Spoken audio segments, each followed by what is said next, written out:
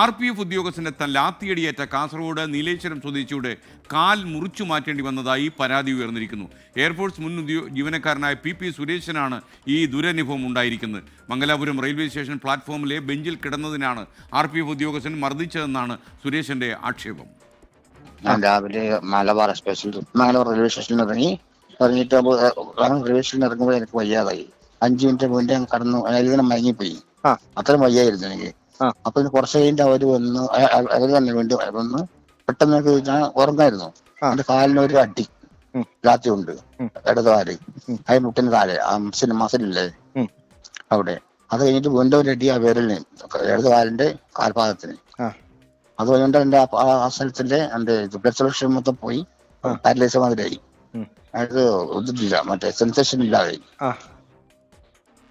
ഒരു ബെഞ്ചിൽ കിടന്ന് ഉറങ്ങിയതിന് ഏറ്റ ലാത്തിയടി കൊണ്ട് ഒരു കാല് തന്നെ മുറിച്ചു മാറ്റേണ്ടി വരുന്ന അവസ്ഥയെക്കുറിച്ചാണ് നമ്മൾ പറയുന്നത്. ആശുപത്രി അധികൃതർ നൽകിയ പരാതിയിൽ മംഗലാപുരം റെയിൽവേ പോലീസ് ഇപ്പോൾ കേസെടുത്തിട്ടുണ്ട്. 24 എക്സ്ക്ലൂസീവ് വിവരവുമായി അരുൺ പാറയ്ക്കൽ തത്സമയം ചേരുകയാണ്. Good morning Arun. യഥാർത്ഥത്തിൽ നമുക്ക് എന്തൊക്കെ കാര്യങ്ങളാണ് ഈ നാട്ടിൽ കേൾക്കുന്നത്? കേരളത്തിലാണോ എന്ന് നമ്മൾ അറിയാതെ ചോദിച്ചു പോകും. പറയൂ വിവരങ്ങൾ.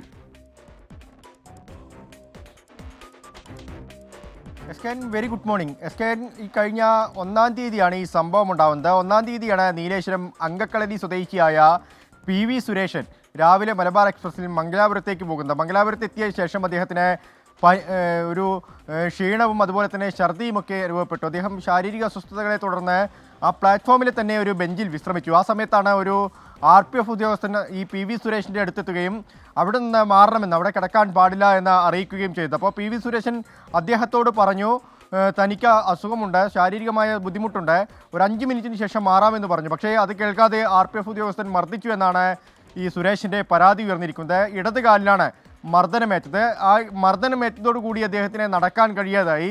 അദ്ദേഹം അവിടെ തന്നെ കടന്നു. അങ്ങനെ പിറ്റേ ദിവസമാണ് വീട്ടിൽ വിവരമറിയുന്നത്. മകൾ ഈ സുരേഷിനെ വിളിച്ചന്വേഷിച്ചപ്പോഴാണ് തനിക്ക് നടക്കാൻ പോലും ആവാത്ത രീതിയിൽ അവിടെ കിടക്കുകയാണ്, മംഗലാപുരത്ത് കിടക്കുകയാണെന്ന് വീട്ടിൽ പറയുന്നത്. തുടർന്ന് മകൾ പോലീസിനെ അറിയിക്കുകയും പോലീസ് എത്തിയാണ് ആശുപത്രിയിലേക്ക് മാറ്റുന്നത്. തുടർന്ന് മകളും ഭാര്യയും മംഗലാപുരത്തെത്തി PV സുരേഷിനെ തിരിച്ച് നാട്ടിലേക്ക് കൊണ്ടുവരികയായിരുന്നു. മിലിറ്ററി കാരിയറിലേക്കാണ് അദ്ദേഹം പോയത്. ഈ 1 മാസത്തേക്കുള്ള സാധനങ്ങളൊക്കെ തന്നെ, വീട്ടിലേക്കുള്ള സാധനങ്ങളൊക്കെ തന്നെ ഈ ക്യാൻറ്റീനിൽ നിന്നാണ് വാങ്ങുന്നതെന്ന് സുരേഷൻ പറയുന്നുണ്ട്. അതിനുശേഷമാണ് ഈ കാലിന് നീര് വെക്കാനും കാലിൽ പ്രശ്നങ്ങൾ ഉണ്ടാവാനും തുടങ്ങിയത്. തുടർന്ന് ആദ്യം കാഞ്ഞങ്ങാട് താലൂക്ക് ആശുപത്രിയിലും പിന്നീട് തേജസ്വിനി ഹോസ്പിറ്റലിലും എത്തിച്ചു. അവിടെ നിന്നാണ് ഡോക്ടർ പറഞ്ഞത് എങ്ങനെയോ മർദ്ദനമേറ്റിട്ടുണ്ട്, ഉടൻ തന്നെ മംഗലാപുരത്തെ ആശുപത്രിയിൽ എത്തിക്കണമെന്ന്. ഇപ്പോൾ മംഗലാപുരത്ത് സ്വകാര്യ ആശുപത്രിയിൽ അദ്ദേഹം ചികിത്സയിലാണ്. കാല് മുട്ടിന് മുകളിലേക്ക് മുറിച്ചു മാറ്റിയിട്ടുണ്ട്. മസിലും ഞരമ്പും ഒക്കെ മുറിഞ്ഞു പോയെന്ന് ഡോക്ടർമാർ പറഞ്ഞിട്ടുണ്ട്. വൃക്കയിലേക്ക് അടക്കം ഇതിൻ്റെ ഇൻഫെക്ഷൻ ബാധിച്ചു എന്നാണ് പറയുന്നത്. എന്തായാലും ഗുരുതരമായ സംഭവമാണ്. ഈ RPF ഉദ്യോഗസ്ഥനെതിരെ നിലവിൽ പരാതി നൽകിയിട്ടുണ്ട്. റെയിൽവേ പോലീസാണ് ഈ കേസ് അന്വേഷിക്കുന്നത്. എസ്കേൻ, അരുൺ പാറയ്ക്കലാണ് വിവരങ്ങൾ നൽകിയത്.